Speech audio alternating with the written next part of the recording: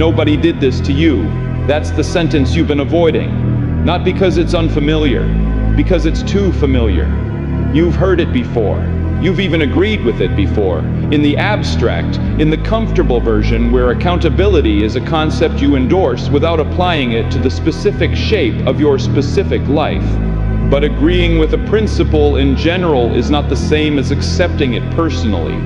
And you have not accepted it personally, not fully, not in the place where it would actually change something. Because if you had really accepted that you are the reason, your life would look different than it does right now. It doesn't. And that's not an accusation, that's the starting point. Let me tell you what accepting responsibility actually looks like. Not the version that sounds good when you say it out loud. The version that costs something. It looks like sitting alone with the honest inventory of your choices, not your circumstances, your choices, and stopping the reflex that immediately explains each one in terms of what happened to you rather than what you decided. It looks like tracing the line from where you are now backward through the decisions that led here without letting external factors absorb the weight that belongs to your own repeated choosing. Most men never do that inventory, not honestly. They do a version of it that protects them from the conclusion. They acknowledge some responsibility while quietly preserving the narrative that makes their current position something that happened to them rather than something they participated in building. That quiet preservation is why nothing changes. It's not dramatic. It doesn't feel like avoidance. It feels like being fair to yourself, balanced, nuanced, understanding that life is complicated and circumstances real, and not everything is within your control. All of that is true, and none of it is the point. The point is not whether circumstances affected you. They did. The point is what you did with the space that remained after the circumstances. The choices made in that space, the habits built in that space, the standards maintained or abandoned in that space. That space belongs entirely to you. And what you built in it is your responsibility, regardless of what reduced it. You built this, not all of it, enough of it. Here's where it starts, not with the big failures, with the small decisions that accumulated into the shape of your current life without ever feeling significant in the moment they were made. The morning you chose to stay in bed when you had committed to getting up.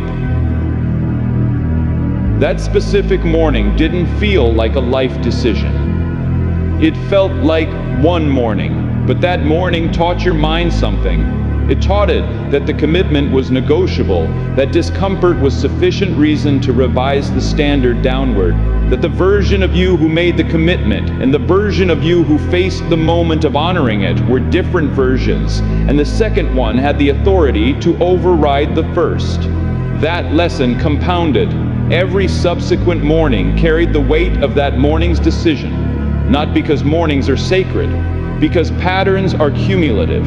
Every time you negotiated with yourself and the negotiation ended in favor of comfort, you reinforced a relationship with your own word that has been the invisible architecture of your stagnation. Your word to yourself means less than it used to. You know this. You feel it in the hesitation before you make a new commitment, in the part of you that doesn't fully believe the plan even as you're making it. And the automatic discount your mind applies to your own intentions based on the historical evidence of what you actually do when the moment arrives. That discount is not pessimism. That discount is accurate, and it was built entirely by you. Decision by decision. Negotiation by negotiation. One small permission at a time. Nobody gave you that discount. You earned it against yourself. That's the hardest part of this to hold honestly. The person your internal evidence trusts least is you. And the person who created that untrustworthiness is also you. Now hear what I'm not saying. I'm not saying your circumstances weren't real. I'm not saying the things that were hard weren't actually hard. I'm not saying the disadvantages you faced didn't matter. I'm saying something more specific and more difficult than any of that. I'm saying that inside whatever circumstances you faced, there was still a man making choices. And that man, you, made choices that prioritize comfort over growth, explanation over accountability, the preservation of the current version over the discomfort of becoming the next one, consistently, over time, with full awareness of what the choices meant and what they were costing. That is what you are responsible for, not the circumstances, the choices inside them. Think about where you said you'd be by now. Not a specific age or a specific achievement. The internal sense of direction you had. The version of yourself you were moving toward. When you're honest. Not the public version of honest, the private version. How much of that distance has been closed? How much of the gap between the man you imagined and the man you are today is the result of things genuinely beyond your control versus things that were within your control and simply weren't? Controlled? Sit with that honestly. Before the defense forms, before the list of reasons begins assembling itself, in the first moment of honest contact with that question, the gap is mostly yours. That's the truth most men never fully accept. And here's why that truth is actually the best news you'll receive today. Because if the gap is mostly yours, if the choices that built it were mostly yours, then the choices that close it are also mostly yours. The same ownership that indicts you is the same ownership that liberates you. You cannot have one without the other. The man who is not responsible for where he is has no real authority over where he goes. The man who is fully responsible for where he is has full authority over where he goes next. You've been trying to hold a partial version of this, taking credit for the good outcomes and distributing the blame for the bad ones. That's human. That's also why you're stuck. Because a partial owner of your life has partial power over it. And partial power is not enough to move something as heavy as a life that's been going sideways for years. You need full ownership, even of the parts that are uncomfortable to own, especially those parts. Let me tell you about the specific ways you've been avoiding full ownership, not in general, in the patterns that show up in men who are in exactly the position you're in. The first pattern is explanation. You've become very good at explaining your situation, at providing context, at making sure anyone who hears about where you are understands the factors that led here. The family situation, the economic situation, the particular sequence of events that made this outcome more likely than a different one. Your explanation is probably accurate. The circumstances you describe are probably real, and none of it changes what needs to change. Explanation is not the same as accountability. Explanation describes the path. Accountability owns the steps. You can explain every step of the path you took to get here and still be no closer to taking different steps going forward. Explanation without accountability is autobiography.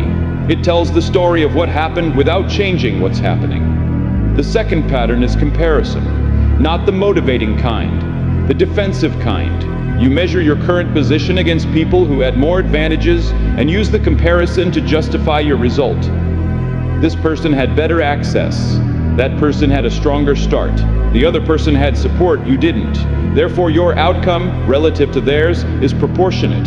Therefore, you're not actually behind. Therefore, the standard you're holding yourself to is unfair given the circumstances. That comparison is designed to make staying where you are feel acceptable. And acceptable is the enemy of necessary. The moment your current position feels acceptable, even relatively acceptable, the urgency to change it disappears. And without urgency, the friction of real change always wins. Stop comparing your circumstances to people ahead of you. Start comparing your actions to your own potential. The only relevant comparison is the one between what you're currently doing and what you're actually capable of. Everything else is a distraction from that gap. The third pattern is timing. You've been waiting for the right moment to take the thing seriously, to really commit, to stop treating the important things like optional things. The right moment has been arriving and passing for years. You've been present for its arrival every time, and absent for its requirements every time. And the reason is always the same, though it wears different clothing. The timing isn't quite right. The conditions aren't quite aligned. Something in the external situation needs to settle before the internal shift can happen. The timing will never be right. That's not a pessimistic statement. That's the nature of meaningful change. It always has to happen against resistance, against inconvenient circumstances, against the pull of everything established in the direction of what's easier. The man who waits for right timing is waiting for a condition that the nature of change will never provide. He will wait his entire life and die with the timing still slightly off. Move under imperfect conditions, move under resistance, move while the circumstances are inconvenient. That's not exceptional. That's the only way it's ever been done by anyone who actually changed something. Here's the conversation I want you to have with yourself, not out loud. In the place where you're actually honest, the place that doesn't have an audience and therefore doesn't need to manage impressions. In that place, I want you to ask yourself when you stopped being the cause and started being the effect, when you made the shift, probably gradual, probably unmarked, from I am shaping this to this is happening to me. Because there was a shift. There's always a shift. It's not your original state. You were not born feeling like the effect of your life. You were born as its author. Something taught you to step back from authorship, and the lesson was so thorough that you forgot you ever held the pen. Maybe it was a failure that felt too large to absorb and remain the author of. If you caused it, you had to face what it said about your judgment, your capability, your reliability. Being the effect of it was less costly to your identity. So you moved to the effect position, and it felt like protection. It was protection. It was also the beginning of a pattern that has been costing you authority over your own life ever since. Maybe it was someone whose opinion mattered telling you something about yourself that you absorbed as fact rather than as one person's assessment at one moment in time. And rather than author a rebuttal with your actions, you accepted the verdict and built your behavior around it. Let their assessment of you become your assessment of yourself. Let their ceiling for you become your ceiling for yourself. Gave someone else authorship over your self-concept and never fully took it back. Whatever the specific origin, and you know what it was, the result is the same. You've been living as the effect of your life instead of the cause, and effects don't change. They respond, they react, they absorb and adjust. But they don't initiate, they don't decide, they don't build. That's the domain of causes.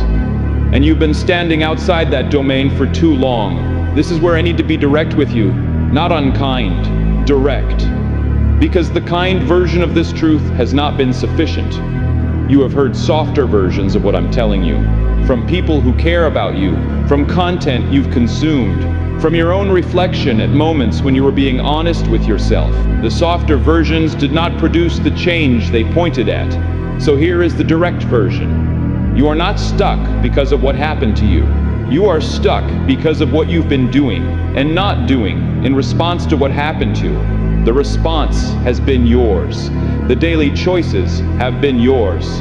The standards you've enforced or failed to enforce have been yours. The commitments you've kept or broken have been yours. The mornings you showed up and the mornings you negotiated yourself back to sleep have been yours.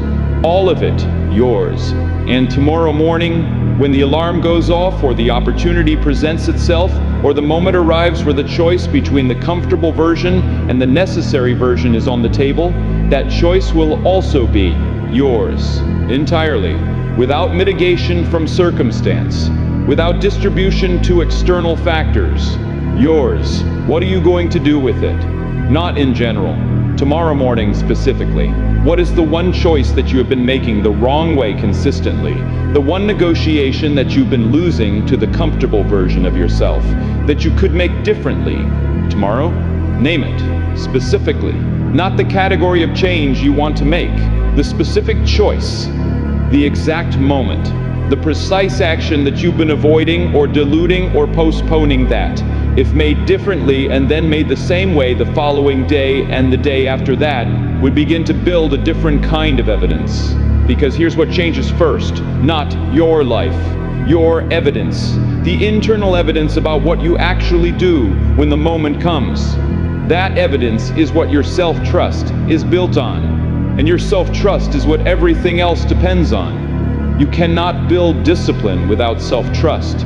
You cannot build momentum without self-trust. You cannot build the next version of yourself without the belief, earned through actual follow-through, not through intention, that you are the kind of man who does what he says he'll do. That belief is not given, it is built. One kept promise at a time. One moment where you chose the necessary thing over the comfortable thing, and the world did not end and you did not fall apart. And in fact, something small but real shifted in how you related to yourself. That shift compounds, the same way the broken promises compounded, except in the direction you actually want to go. You are the reason your life isn't changing. Say that to yourself without softening it, without immediately generating the list of contributing factors, without the caveat that makes it partially someone else's or something else's. You are the reason. Hold that for a moment. Feel the full weight of it without flinching away. Now feel the other side of it. The side that doesn't get said in the same breath, but lives in the same truth. You are also the reason your life could change entirely, starting with a single decision made differently in a single moment tomorrow morning. The same ownership, the same authorship, the same causal position you've been avoiding because it came with accountability for the past. It also comes with authority over the future. That's the trade. Full ownership of what you built, including the parts that are painful to own, in exchange for full authority over what you build next. That trade is available right now. It doesn't require conditions. It doesn't require the right moment. It doesn't require you to feel ready or confident or clear. It requires only the decision to stop being the effect and return to being the cause. The life you want is not waiting for circumstances to change. It's waiting for you to change your relationship with your own choices. That change starts the moment you stop looking for the reason outside yourself. Look in the mirror, not with judgment, with honesty. There he is, the reason and the solution, both. At the same time, waiting for you to decide which one he becomes.